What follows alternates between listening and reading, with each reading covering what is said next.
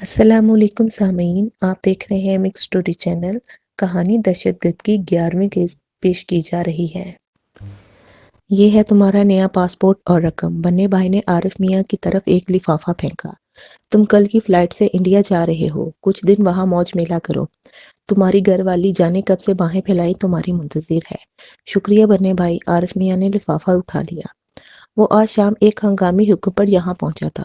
چونکہ انسپکٹر شیرگل کے فرار میں اس کی کوئی غلطی نہیں تھی، بلکہ وہ وہاں موجود ہی نہیں تھا، اس لیے کسی نے اسے کچھ نہیں کہا تھا، ورنہ زندہ بچ رہنے والے ڈاکٹر کی جگہ عارف میاں وہ جانے والا ڈاکٹر بننا پڑتا، اور جلی ہوئی ایمبولینس سے 2 کے بجائے 3 لاشیں برآمد ہوتیں۔ فی الوقت انہیں شیردل یا اس کی ایجنسی کی طرف سے کوئی ایسا پیغام موصول نہیں ہوا تھا کہ وہ کوئی نوٹس لیتے، لیکن یہ کسی وقت بھی ممکن تھا۔ لسانی تنظیم کا اصول تھا کہ جو کارکن کسی کامیاب آپریشن میں حصہ لیتے، کچھ مدت کے لیے اسے منظر سے غائب کر دیا جاتا تھا، خصوصاً وہ کارکن جسے بھارت انٹیلیجنس نے اپنے کیمپوں میں تربیت دی ہوتی۔ وہ یوں بھی تنظیم کا قیمتی اثاثہ تھے، اس لیے ان کا خاص خیال رکھا جاتا۔ عارف میاں کے گھر والوں کے وارے نیارے ہو گئے تھے۔ صاحبزادے نے دنوں میں گھر کی حالت بدل کر رکھ دی تھی۔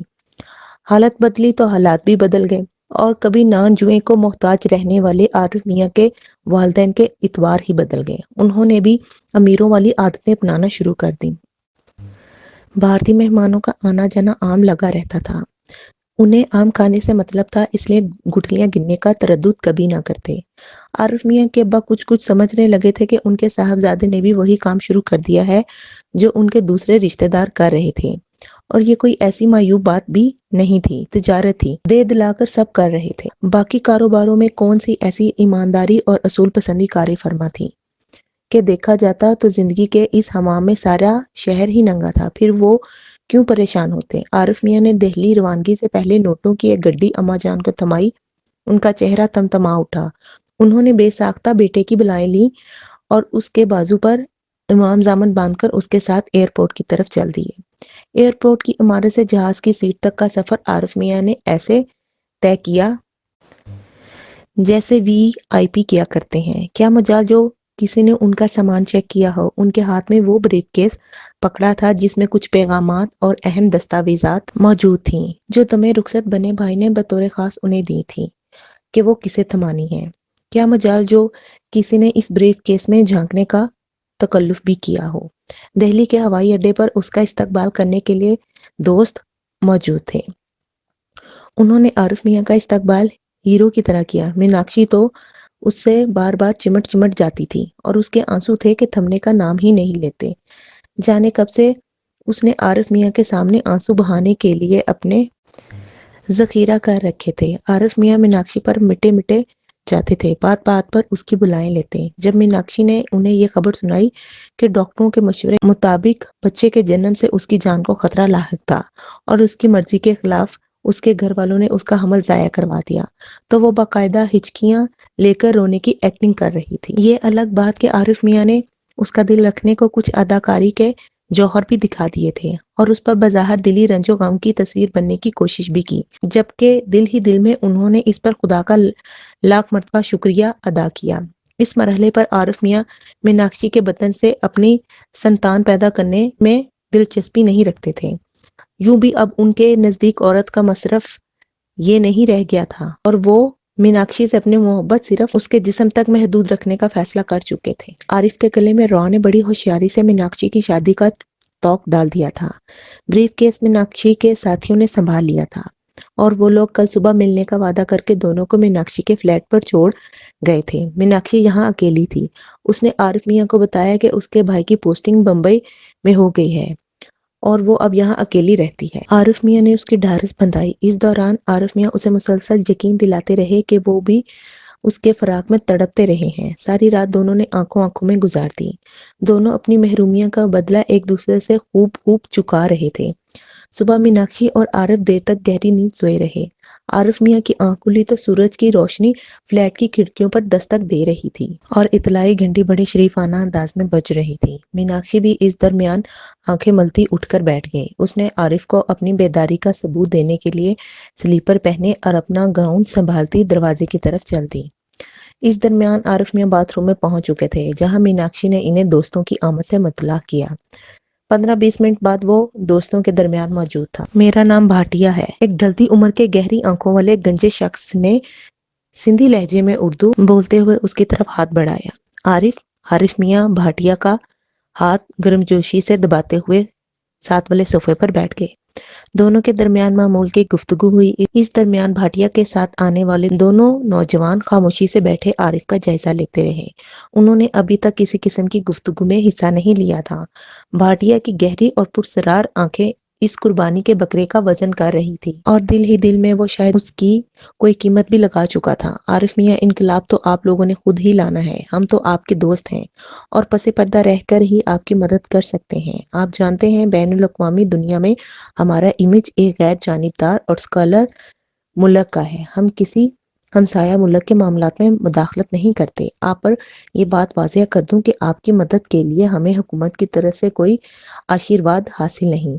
یہ تو ہم کچھ لوگ جو 47 کے بعد ہجرت کر کے ادھر آ گئے تھے، اپنے طور پر اپنے اختیارات کو بروئے کار لاتے ہوئے آپ کی مدد کر رہے ہیں۔ ہماری خواہش ہے کہ آپ جلد از جلد آزاد ملک قائم کریں اور ہم سب دوبارہ مل جل کر اچھے ہمسایوں کی طرح زندگی بسر کریں۔ میرا کہنے سے مطلب یہ ہے کہ ہم ساری دنیا اور اپنی حکومت کو ناراض کر کے آپ کے ساتھ دوستی نبھا رہے ہیں اور جواب میں اسی سلوک کی توقع رکھتے ہیں۔ میں آپ کو یہ سب کچھ اس لیے بتا رہا ہوں کہ آپ چند روز بعد ٹریننگ کیمپ میں جا رہے ہیں جہاں آپ کی ملاقات اپنے دوسرے انقلابی دوستوں سے بھی ہوگی اور ہم آپ کو چند ہفتوں میں اس قابل کر دیں گے کہ آپ پاکستان آرمی کے ساتھ ایک تربیت یافتہ کمانڈو کی طرح آہنی ہاتھوں سے نبٹ سکیں۔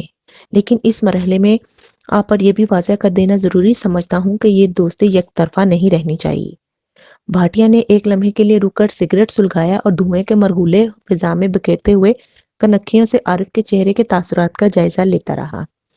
وہ اس کھیل کا پرانا کھلاڑی تھا۔ اس کے ہاتھوں سے اب تک سینکڑوں پاکستانی نوجوان گمراہ ہو کر خطرناک تربیت اور ہتھیاروں سے لیس اپنے وطن فروش لیڈروں کے اشاروں پر بندروں کی طرح ناچتے ہوئے اپنی دھرتی ماں کی آبرو سے کھیل رہے تھے۔ بھاٹیا پاکستانی صوبہ سندھ کے امور پر ماہر سمجھا جاتا تھا اور 3 اہم ترین تربیتی کیمپ براہ راست اس کی نگرانی میں چل رہے تھے۔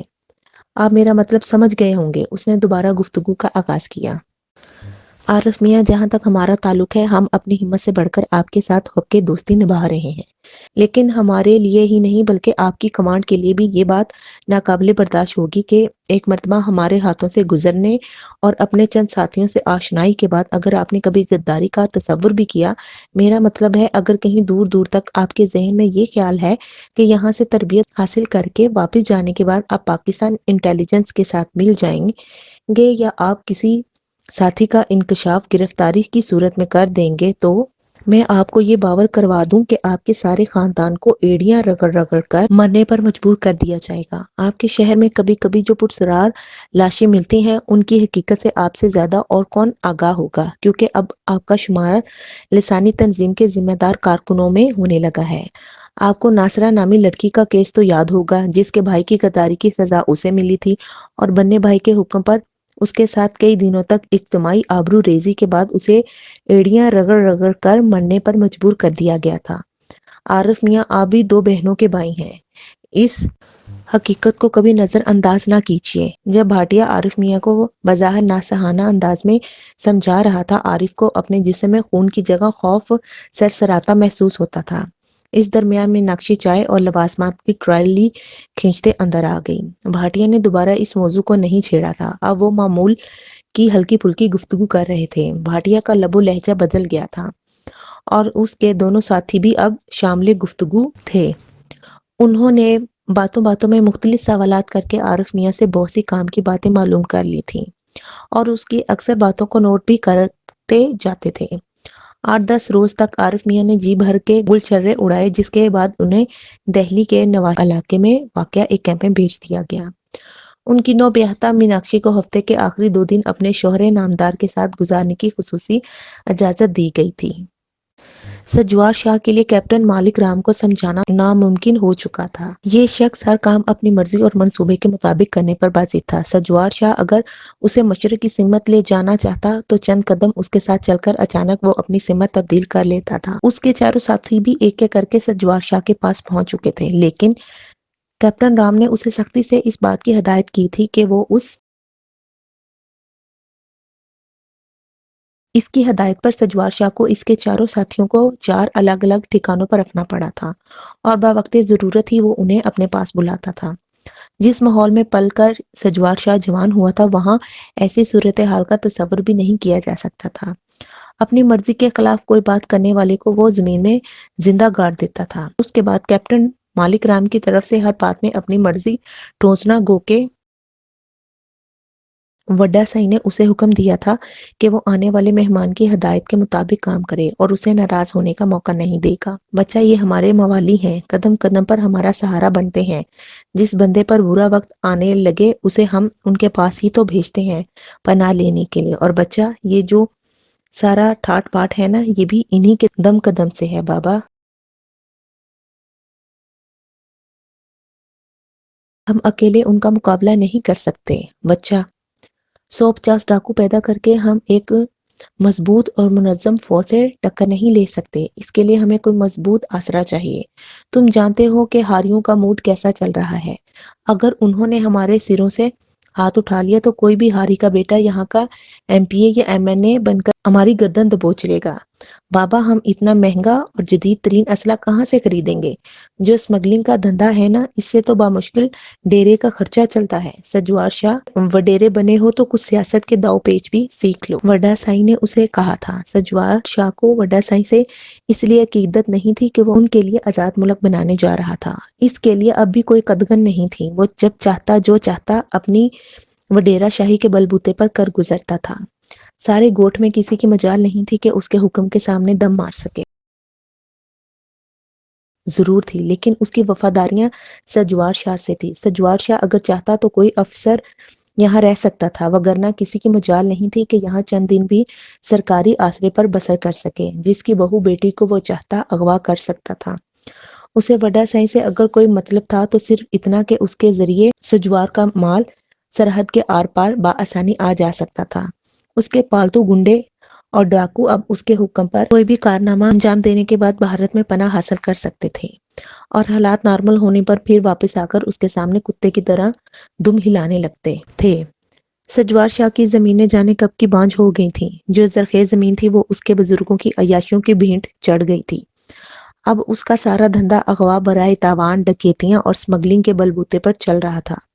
اس نے کراچی اور حیدرآباد میں عالیشان کوٹھیاں بنوا رکھی تھیں اور گاؤں میں اس کا ڈیرا یورپ کے کسی بھی محل سے کم شاندار اور کم سہولیات کا حامل نہیں تھا۔ اس ڈیرے پر شکار کھیلنے کی آڑ میں بڑے بڑے سرکاری اور درباری عمال اکثر راتوں کو گھنونے کھیل کھیلا کرتے تھے۔ اس علاقے میں آنے والے ہر سرکاری افسر کے سامنے مالی اور جسمانی رشوتوں کے اتنے بڑے انبار سجوار شاہ لگا دیا کرتا تھا کہ پھر وہ سارا دن کا اندھا بن جاتا تھا۔ ہوس میں ڈوبے مجرمانہ ذہنیت کے حامل یہ افسران جو حادثاتی یا سفارشی طور پر عنان حکومت سنبھالتے تھے، ذرا سا موقع ملنے پر اپنی اصلیت دکھا دیتے۔ انہوں نے تو سرکاری نوکریاں ہی اپنی محرومیوں کا بدلہ چکانے کے لیے حاصل کی تھیں۔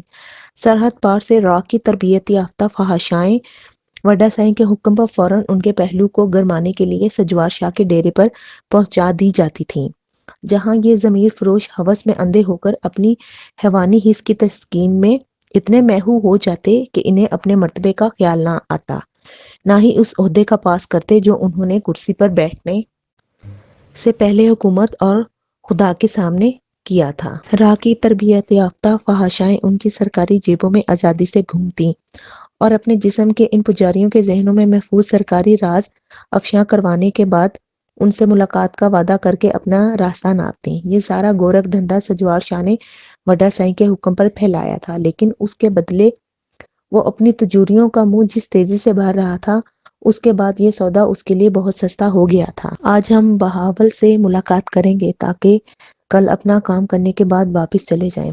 اپنے ساتھیوں کی آمد کے 3 روز بعد جب انہیں مطلوبہ اسلحہ مل گیا تو کیپٹن مالک رام نے سجوار شاہ سے کہا، ٹھیک ہے، شام کو چلیں گے۔ سجوار شاہ نے کہا، ہم اس کے ڈیرے پر نہیں جائیں گے۔ اسے گوٹ ماچھی والے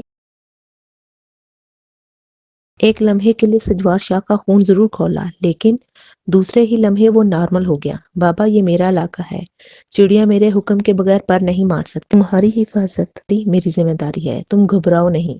اس کے ڈیرے پر جانے سے کوئی قیامت نہیں ٹوٹے گی، اس نے دھیمے لہجے میں مالک رام سے کہا۔ سائیں آپ کا بہت دھنیہ واد، ہمیں آپ پر پورا بھروسہ ہے، لیکن ہم نہیں چاہتے کہ ہماری وجہ سے آپ پر کوئی آنچ آئے۔ میرے خیال سے آپ کو میری تجویز پر کوئی اعتراض نہیں ہونا چاہیے۔ مالک رام نے بڑی بے نیازی سے جواب دیا، ٹھیک ہے بابا، ٹھیک ہے۔ سجوار شاہ نے ہتھیار ڈال دیے۔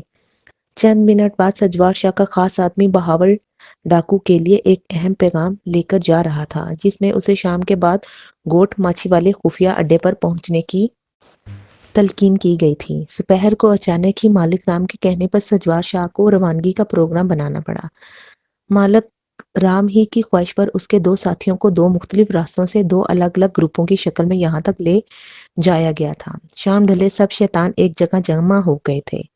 اس وقت بہاول کے سامنے کیپٹن مالک رام سجاول کے روپ میں موجود تھا۔ اس کے فرشتوں کو بھی اس بات کا علم نہیں تھا کہ یہ شخص بھارتی فوج کا کیپٹن ہے۔ سجاول ایک کاغذ پر پنسل کی مدد سے ایک نزدیکی جگہ سے گزرتی ریلوے لائن کا نقشہ بنا کر بہاول کو سمجھا رہا تھا کہ یہاں سے پنجاب سے آنے والی ایکسپریس نے کل شام کو گزرنا ہے۔ اس نے ریلوے لائن کے گرد نشان لگا کر بہاول کو سمجھایا تھا کہ کس کس جگہ وہ لوگ چھپیں گے، کہاں کہاں سے فائرنگ ہوگی، اگر مزاحمت ہوئی تو اس کا مقابلہ کس طرح اور کس حکمت عملی سے کیا جائے گا، اور سب سے بڑھ کر یہ کہ کام مکمل ہونے کے بعد فرار کے لیے کس نے کون سا راستہ اختیار کرنا ہے۔ سائیں بہت خطرناک کام ہے، کہیں میرے ساتھی انکار ہی نہ کر دیں، بہت سے بے گناہ مارے جائیں گے۔ بہاول کچھ گھبرا رہا تھا۔ تمہیں ڈاکو کس نے بنایا ہے؟ تمہیں تو کوئی اٹھائی گیر ہونا چاہیے تھا۔ سجاول نے اس کا تمسخر اڑایا تو بہاول کو طیش آ گیا۔ اپنی زبان بند کرو، اگر سائیں کا حکم نہ ہوتا ابھی تمہاری زبان کاٹ کر رکھ دیتا، اس نے غصے سے کھولتے ہوئے کہا۔ بابا بہاول، بابا چپ کرو، تم حالات کو نہیں سمجھتے۔ ڈی سی بڑا اکھڑا بندہ ہے، بہت لمبے ہاتھ ہیں اس کے، تمہارے دونوں گرفتار بھائیوں کو پھانسی لگوا دے گا۔ اس کا تبادلہ کروانے کے لیے یہ کام ضروری ہے، تم یہ سنبھالو اور بندے سجاول سائیں کے حکم کے مطابق کل وہاں چھپا دینا۔ سجاول اور اس کے ساتھی وہاں موجود ہوں گے۔ سجوار شاہ نے معاملہ خود سنبھال لیا اور کرنسی نوٹوں سے بھرا ایک چھوٹا سا بیگ بہاول کی طرف بڑھا دیا۔ ٹھیک ہے سائیں، جو حکم۔ بہاول نے بد دلی سے نوٹوں کا بیگ تھام لیا۔ لاہور سے کراچی جانے والی ایکسپریس معمول کے مطابق لیٹ تھی۔ جب ڈرائیور اس علاقے میں پہنچا تو آسمان پر تارے چمکنے لگے تھے، جبکہ انہیں شام سے پہلے کراچی ہونا چاہیے تھا۔ لائن آگے کلیئر تھی۔ ڈرائیور نے رفتار معمول سے کچھ بڑھا دی تھی اور اب وہ انجن میں مستعد کھڑا باہر فضاؤں میں گھور رہا تھا۔ اچانک ہی اسے بریک کی طرف بادل ناخواستہ ہاتھ بڑھانا پڑا، کیونکہ کچھ آگے والا سگنل ڈاؤن نہیں تھا، جس کا مطلب تھا کہ آگے کچھ رکاوٹ ہے۔ گاڑی ایک مرتبہ پھر رک گئی۔ جس جگہ وہ لوگ رکے تھے یہاں دور دور تک سوائے جھاڑیوں اور درختوں کے کچھ دکھائی نہیں دیتا تھا۔ سواریوں نے ایک مرتبہ پھر غصے سے بڑبڑانا شروع کر دیا۔ قریباً تمام ڈبوں کی کھڑکیاں کھلنے لگی تھیں۔ مسافر گردنیں باہر نکالے صورتحال کو سمجھنے میں کوشاں تھے۔ کچھ لوگ گاڑی سے نیچے بھی اتر آئے تھے، جبکہ اچانک ہی ان پر قیامت ٹوٹ پڑی۔ ریل کی پٹری کے دونوں اطراف سے ان پر گولیاں برسنے لگیں۔ اچانک صورتحال نے مسافروں کو دہشت زدہ کر دیا۔ خوف سے چیختے چلاتے کچھ لوگ ڈبوں سے باہر چھلانگیں لگانے لگے تھے اور کچھ ڈبوں کی سیٹوں کے نیچے دبک گئے۔ 15 منٹ تک مسلسل فائرنگ ہوتی رہی۔ اس کے بعد زبردست دھماکے ہوئے۔ حملہ آور راکٹ لانچر سے گولے پھینکے گئے تھے۔ 4 گولے یک کے بعد دیگرے انجن میں لگے۔ ڈرائیور اور اس کا مددگار انجن کے ساتھ ہی بھگ سے اڑ گئے۔ اس کے ساتھ ہی فائرنگ رک گئی۔ اب وہاں آسمان کا کلیجہ شق کرتے زخمیوں کی چیخو پکار تھی، یا پھر دم توڑتے مسافروں کی بے بسی۔ انجن کی آگ دوسرے ڈبے تک منتقل ہو چکی تھی، جہاں سے جھلستے مسافر دیوانہ وار باہر چھلانگیں لگا رہے تھے۔ چاروں طرف کوہرام برپا تھا۔ حملہ آور جس طرح یہاں پہنچے تھے اسی طرح خون کی ہولی کھیل کر واپس لوٹ گئے۔